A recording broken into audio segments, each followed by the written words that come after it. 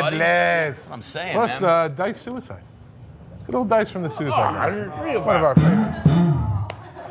So we've got another honored guest here today, Ghoulfinger, who's been part of the horror scene here in the Bay Area for about 10 years. Yeah, probably about 10, 12 years. Yeah. Now, you've done a documentary about kind of the history. Yeah, I worked on a documentary we started in 2003 on a film called American Scary, which charted the history of the TV horror host from all across the country. So we traveled to LA and talked to Vampira. We went to New York, talked to Zachary. We talked to Commander USA.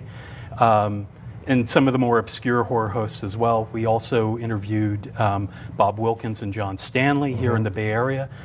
So it was a pretty comprehensive documentary. And now you're also working on a book now, right? Right now I'm working on a book on the San Francisco scene specifically called Shock It To Me, the featured creatures of Bay Area TV.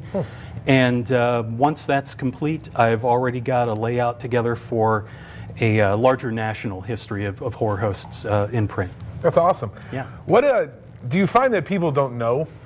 No, you know, here's the crazy thing. I'll tell you. There's one of the most exciting things about American Scary. In fact, I think the thing that kicked it off was that whenever we talked to anybody about what we were doing, we're making a horror host documentary, and it didn't matter if they were in a supermarket or they were a priest or whatever. Everyone just went, "Oh, I remember Sir Ghastly Graves. That was my favorite horror host ever." You know, they turned into 12-year-old kids. That's right. How Sandy Clark, the producer of the film, put it. They just turned 12. So where can people get a hold of you, track your stuff?